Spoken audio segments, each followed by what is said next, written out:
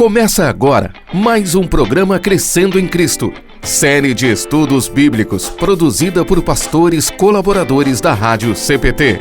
Olá, seja muito bem-vindo a este estudo bíblico Crescendo em Cristo, onde o objetivo é crescer com a Palavra de Deus, reconhecendo que Deus dia a dia nos guia e nos orienta para que possamos aprender e viver segundo a sua boa vontade. Eu sou o pastor Francis, pastor da Igreja Evangélica Luterana do Brasil, na cidade de Gramado, e é uma alegria estar com você aqui, podendo refletir sobre a Palavra de Deus. Hoje, o estudo é baseado no livro de Atos, capítulo 22, que nos diz o seguinte. O texto começa um pouco pela metade, porque o diálogo havia começado no capítulo 21, então a gente pega o assunto meio que ocorrendo já, mas é importante saber que Paulo está em Jerusalém e havia sido acusado de alguns crimes contra a religião judaica, como, por exemplo, levar um não-judeu para o pátio do templo, para o lugar onde eles não poderiam entrar, e nessa confusão há um comandante romano que chega naquele momento e atende o pedido de Paulo para que falasse à multidão. E então começa aquilo que Paulo está falando. Meus senhores, irmãos e pais, escutem o que eu vou dizer a vocês em minha defesa. Quando ouviram falar em hebraico, eles ficaram mais quietos ainda. Então Paulo disse: Eu sou judeu, nascido em Tarso, na região da Cilícia, mas fui criado aqui em Jerusalém como aluno de Gamaliel. Fui educado muito rigorosamente dentro da lei dos nossos antepassados. Eu era muito dedicado a Deus, como todos vocês aqui também são. Persegui os que seguiam este caminho e fiz com que alguns fossem condenados à morte. Prendi homens e mulheres e os joguei na cadeia. O grande sacerdote e todo o conselho superior podem provar que estou dizendo a verdade, pois eu recebi cartas deles, escritas para os irmãos judeus que moram em Damasco, e fui até lá para prender os seguidores deste caminho e trazê-los presos concorrentes a Jerusalém, a fim de serem castigados. E Paulo continuou: Eu estava viajando já perto de Damasco, e era mais ou menos meio-dia. De repente, uma forte luz que vinha do céu brilhou em volta de mim. Eu caí no chão e ouvi uma voz que me dizia: Saulo, Saulo, por que você me persegue? Então eu perguntei: Quem é o Senhor? Eu sou Jesus de Nazaré, aquele que você persegue, respondeu ele. Os homens que viajavam comigo viram a luz, porém não ouviram a voz de quem falava comigo. Eu perguntei: Senhor, o que devo fazer? E o Senhor respondeu: Levante-se e entre na cidade de Damasco. Ali alguém vai lhe dizer tudo o que Deus quer que você faça. Aquela luz brilhante tinha me deixado cego. Por isso os meus companheiros me pegaram pela mão e me levaram até Damasco. Havia ali um homem chamado Ananias. Ele era religioso, obedecia à nossa lei e todos os judeus que moravam em Damasco o respeitavam. Esse homem veio me procurar, chegou perto de mim e disse: Irmão Saulo, veja de novo. No mesmo instante, comecei a ver de novo e olhei para ele. Então ele disse: Saulo, o Deus dos nossos antepassados escolheu você para conhecer a vontade dele, para ver o seu bom servo e para ouvir o seu servo falar com você pessoalmente. Pois você será testemunha dele para dizer a todos aquilo que você tem visto e ouvido. E agora não espere mais, levante-se, peça a ajuda do Senhor e seja batizado, e os seus pecados serão perdoados. E Paulo terminou dizendo: Então eu voltei para Jerusalém. Quando estava orando no templo, tive uma visão. Vi o Senhor e ele me disse: Saia depressa de Jerusalém, porque as pessoas daqui não aceitarão o que você vai dizer a meu respeito. Eu respondi: Senhor, eles sabem muito bem que eu ia às sinagogas e prendia os que criam em ti e batia neles. Quando estavam matando Estevão, que falava a respeito de ti, ó Senhor, eu estava ali concordando com aquele crime e até tomei conta das capas dos assassinos dele. Aí o Senhor disse: Vá, pois eu vou enviá-lo para bem longe, vou enviá-lo aos não-judeus.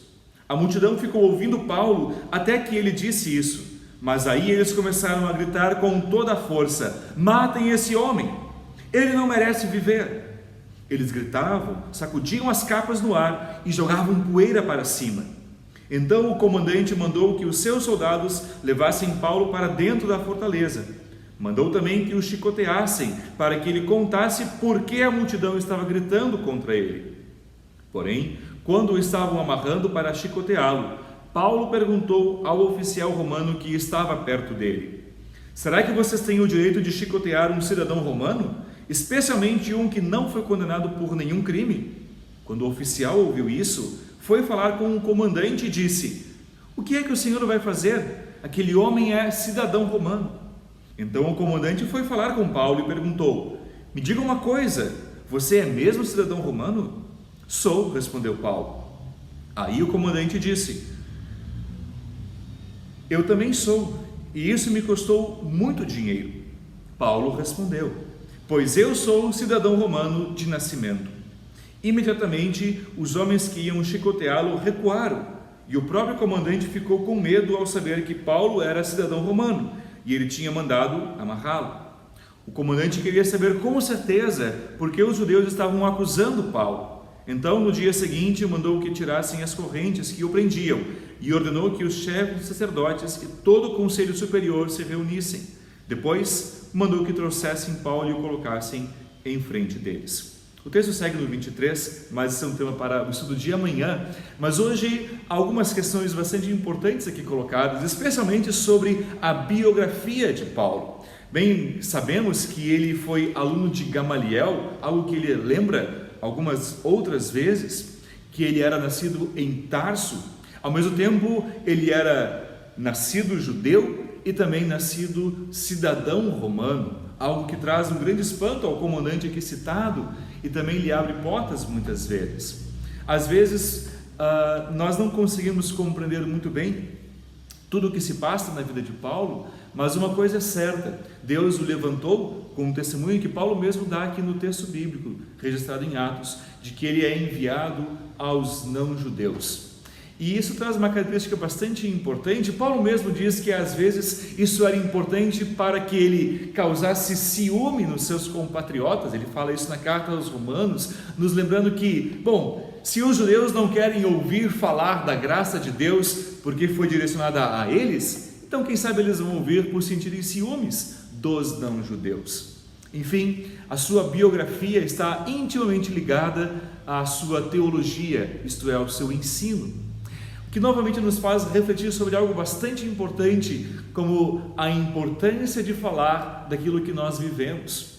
Quando nós falamos do amor de Deus, não devemos falar da boca para fora. Quando falamos do perdão de Deus, não devemos falar da boca para fora, mas falar daquilo que Deus faz na nossa vida.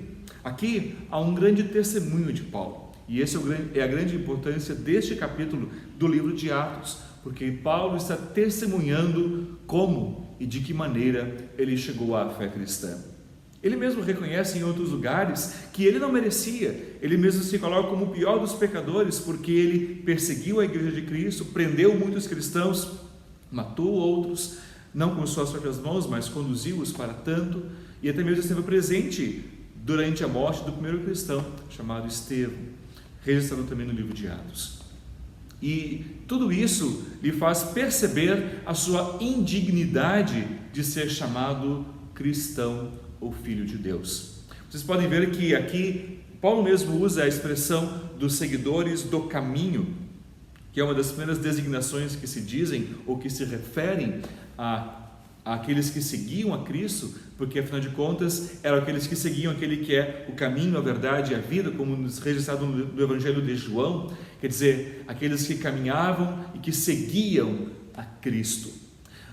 Portanto, Paulo, que em sua caminhada perseguia a Cristo, não merecia fazer parte deste caminho, não merecia caminhar com aqueles que eram seguidores de Cristo, não merecia, mas por meio de um ato gracioso de Deus, aquele que não merecia é colocado junto daqueles que seguiam a Cristo. Bom, talvez você esperasse que eu dissesse que Paulo foi colocado junto com aqueles que mereciam, mas na verdade Nenhuma pessoa, nenhum seguidor de Cristo merece fazer parte deste caminho. Todos nós estávamos condenados à caminhada em direção ao inferno, à condenação. Era este caminho que nos aguardava e o qual trilhávamos. Mas Deus, com um ato gracioso e maravilhoso, não recolhe somente Paulo, mas traz também cada um de nós para seguirmos no caminho para o céu. Vejam, nós sequer poderíamos encontrar esse caminho por nós mesmos. Não sabíamos para que lado ir, se para a direita, para a esquerda, para cima ou para baixo. Nossas forças, nossa inteligência, o nosso conhecimento e capacidade não pode nos colocar no caminho para o céu. Mas Deus se faz o nosso caminho. Ele, quando se torna um ser humano, Jesus diz lá no Evangelho de João que Ele é o caminho, a verdade e a vida. Ele, de fato, quem nos resgata. No caso de Paulo, algo maravilhoso de fato acontece. Ele mesmo relata, agora se lembrando do que havia acontecido com ele, que quando estava a caminho para Damasco, para aprender cristãos, vejam, com um motivo torpe, com um motivo bastante maldoso, ele foi achado e resgatado por Cristo. O exemplo de Paulo nos faz lembrar que de fato não há pecado grande demais que Deus não possa perdoar. Não há maldade grande demais que Deus não possa perdoar com o seu amor maravilhoso. Então, por que muitas vezes nosso coração tem esse sentimento de pensar que nós não somos amados por Deus, que Deus não nos quer bem ou que Deus quer nos condenar? Veja o exemplo de Paulo. Ele sim merecia trilhar o caminho da condenação, mas Deus, com sua graça e misericórdia, o fez trilhar o caminho da salvação. E hoje convida cada um de nós também a percebermos o amor de Deus, sua graça e o seu favor e a trilharmos o caminho para a vida eterna. E se pensamos bem, bom, de fato, todos nós temos nossos erros, nossas falhas, todos nós erramos em diversas situações e podemos pensar que de fato não merecemos e de fato não há mérito nenhum em nós, mas há mérito em Cristo. É em Jesus que repousa todo o mérito, é em Cristo que está depositada toda a graça. E se alguma coisa podemos fazer, dizer ou até mesmo ensinar, nós só podemos fazer isso porque Cristo nos deu tamanho conhecimento da graça e da misericórdia.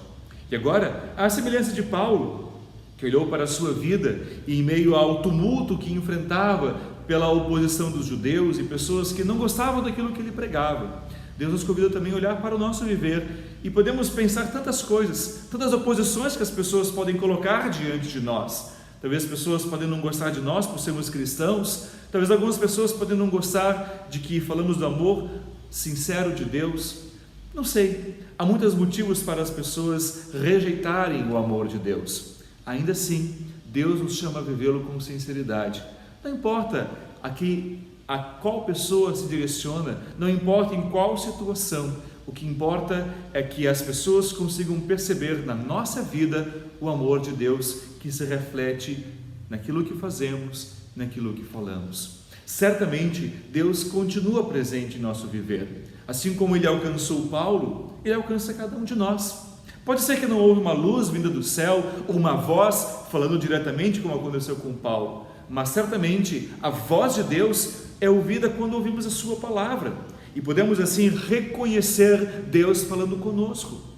Da mesma forma, a luz pode não ser uma luz grandiosa como aquela que Paulo viu no caminho para Damasco, mas certamente nossos olhos se abrem para entendermos e vivermos o amor de Deus, e essa luz do conhecimento nos dá a clareza para vivermos o amor que Deus nos concede. E ainda hoje, em nossos caminhos, naquilo que trilhamos, naquilo que fazemos, podemos dia a dia valorizar aquilo que Deus nos concede. Lembrar que temos uma cidadania terrena, sim, porque nascemos aqui nessa terra, mas também temos uma cidadania celestial. Lembramos que temos uma dupla cidadania. Temos uma cidadania terrena e uma cidadania celestial. Somos cidadãos da terra, é claro, temos responsabilidades aqui, temos que cuidar para que sejamos bons cidadãos, mas nunca perder de vista que também somos cidadãos celestes e viveremos para sempre nos céus. Aqui na terra, muitas coisas mudam, ideologias mudam, políticas mudam, pessoas mudam, governos mudam, tudo isso muda.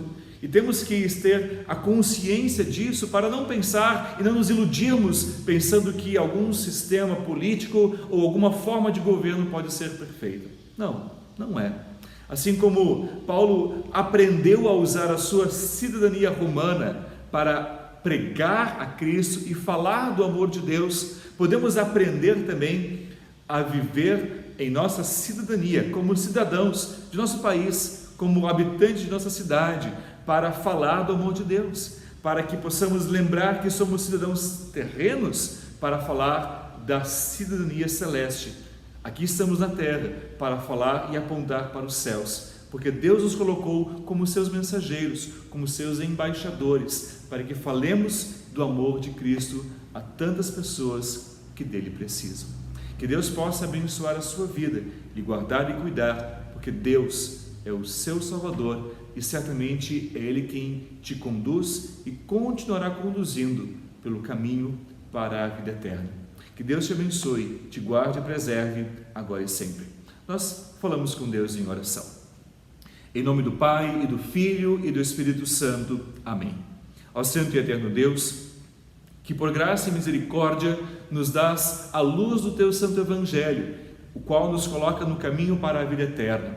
Pedimos-te humildemente que tenhamos sempre a Tua orientação, para que não nos desviemos do caminho que é a verdade, isto é, de Cristo Jesus, mas que possamos, com os olhos fixos para a cruz de Cristo e olhando também para aquilo que Ele conquistou por nós, nos dando a salvação e a vitória sobre a morte com a Sua ressurreição. Lembremos e saibamos que dia a dia somos conduzidos e guiados até o dia em que alcançaremos os céus, por Tua graça e por Tua misericórdia. Sabemos que não somos merecedores, mas Tua graça nos alcança e nos dá uma vida que é eterna. Pedimos-te a Deus, faz-nos fitar com o nosso olhar sempre para aquilo que nos concedes e confiar em Tua graça, porque Tu, Senhor, Tu somente és o nosso Salvador. Que possamos proclamar isso na cidade onde estamos, onde quer que estivermos, para que possamos, como cidadãos aqui da terra, lembrarmos que somos cidadãos celestiais e podemos falar às pessoas que são nossos compatriotas do Teu amor e assim levar muitas pessoas a Cristo para que muitos sejam salvos, como Paulo fez em sua vida. Cuida de nós e guarda-nos em Tua paz. É este pedido que fazemos em nome de Cristo, nosso Salvador. Amém. Aqui vamos terminando o nosso estudo de hoje. Que Deus abençoe a você, a sua família, e não se esqueça de sintonizar no próximo estudo, no próximo dia. Que Deus te abençoe e guarde hoje e sempre. Amém. Acompanhe este e outros programas em radiocpt.com.br.